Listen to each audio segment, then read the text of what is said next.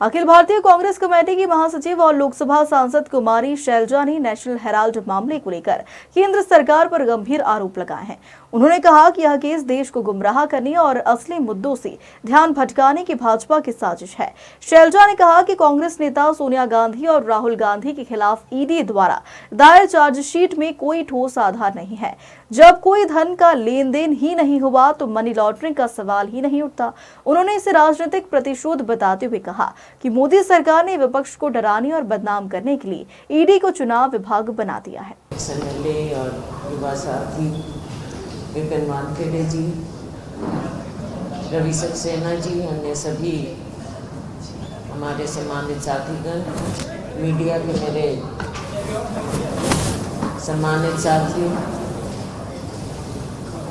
करें शुरू।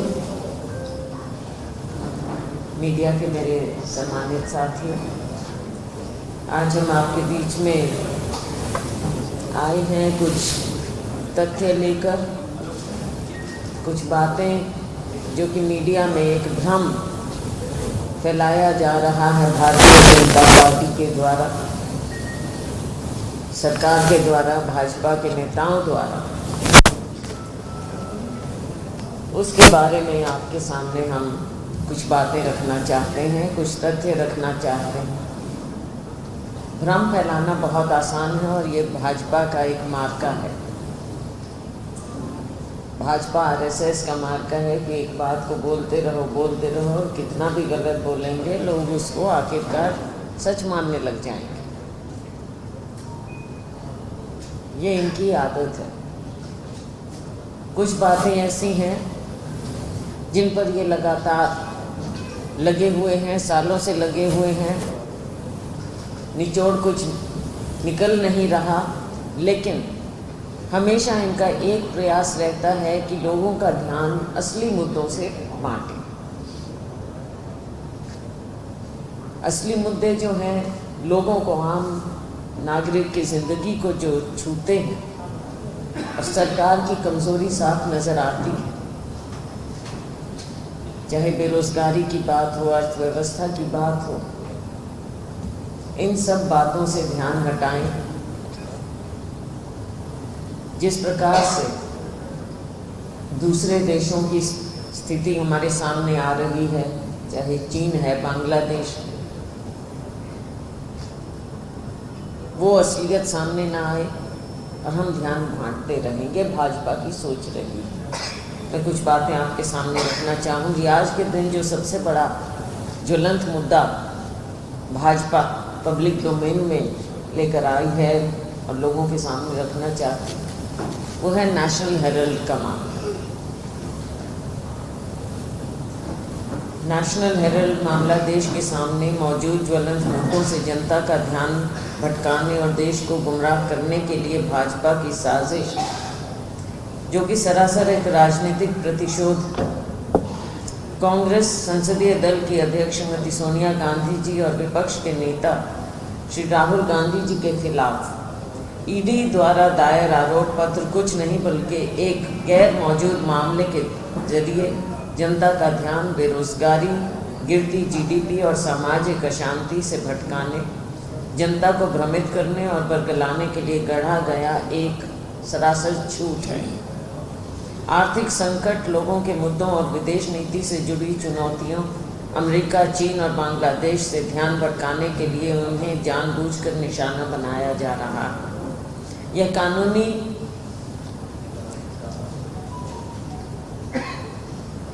जनपेश में प्रतिशोध के अलावा कुछ और नहीं है। पहली बार बिना पैसे या 1 मिलीमीटर संपत्ति के हस्तांतरण के मनी लॉन्ड्रिंग का मामला बनाया गया।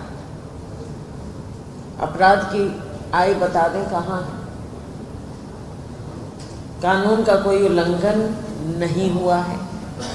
जब पैसा ही नहीं है तो लॉन्ड्रिंग या अपराध कहाँ से आ जाता है। अगर कोई कंपनी कर से छुटकारा पाना चाहती है तो वह एक नई कंपनी बनाती है और उस कर्ज को नई कंपनी में ट्रांसफ़र करती है। कंपनी कानून के मुताबिक ये कानूनी है और ये अक्सर आप देखते हैं, ये एक कॉमन प्रैक्टिस है। जब पैसा ही नहीं तो लॉन्ड्रिंग कहा। अगर कोई अपराध हुआ है तो वह 2 मास्टरमाइंड्स ने किया है। 2 मास्टरमाइंड्स आप समझ सकते हैं कौन? माननीय प्रधानमंत्री जी मोदी जी और माननीय गृह मंत्री जी अमित शाह जी। चुनिंदा न्याय कुछ और नहीं बल्कि राजनीतिक ठगी।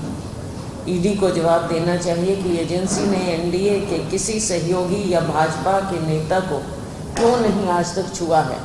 ये लोग तो मीडिया को पूछना चाहिए ये बात कि क्या कारण है कि ईडी कभी किसी भाजपा के नेता के खिलाफ कोई कार्रवाई नहीं कर पाई या कोई मामला ही न कभी उठा पाई।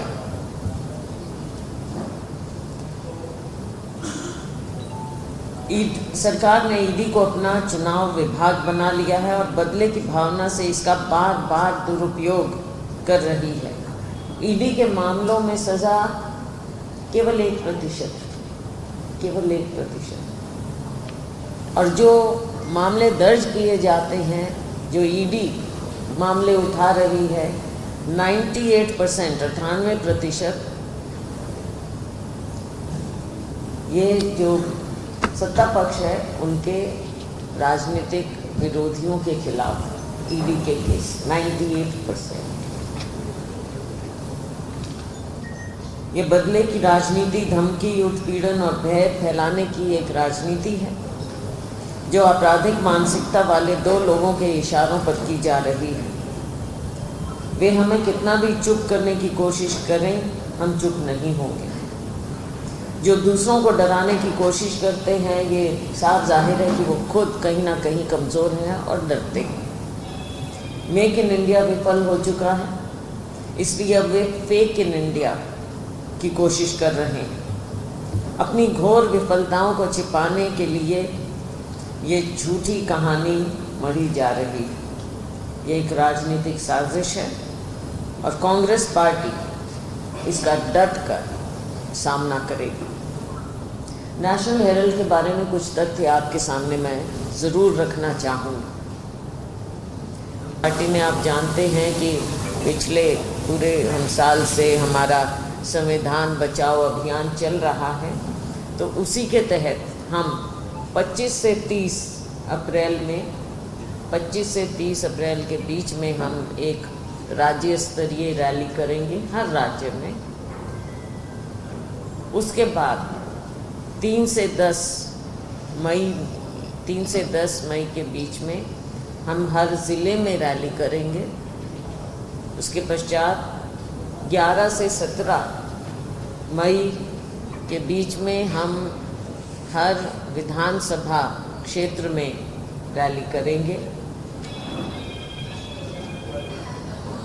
और मई 20 तारीख से 30 तारीख तक, 20 से 30 मई तक हम डोर टू डोर कैंपेन लोगों के बीच में जाएंगे। लोगों को इन सारी बातों के बारे में अवगत कराएंगे जो भाजपा भ्रमित करती है उसके बारे में भी, और जो आज के ज्वलंत मुद्दे हैं, चाहे महंगाई है, चाहे देश के सामने बड़ी बड़ी चुनौतियां हैं, हमारे पड़ोस में क्या हो रहा है, हमारे जीडीपी का क्या हो रहा है, इन सब चीज़ों के बारे में, और जो इतनी बढ़ती हुई बेरोज़गारी, युवाओं के भविष्य का क्या हो रहा है, और उसके अलावा जो हमारे स्थानीय मुद्दे हैं, क्योंकि हर राज्य में या हर ज़िले में कुछ स्थानीय मुद्दे भी होते हैं, उन सब बातों को लेकर हम लोगों के बीच में जाएंगे, रैलियों के माध्यम से भी और डोर टू डोर कैंपेन के माध्यम से भी हम लोगों को अवगत कराएंगे। जो आज के दिन भाजपा द्वारा देश को एक गलत दिशा में ले जाया जा रहा है, उसके बारे में लोगों को बताना, हमारी संस्थाओं को बचाना, देश को बचाना, और सबसे पहले अपने संविधान को सर्वोपरि रखते हुए संविधान के मुताबिक हमारा देश चलना चाहिए। तो हम ये अभियान 30 मई तक चलाएंगे और लगातार उसके बाद भी आगे की रूपरेखा बनती जाए।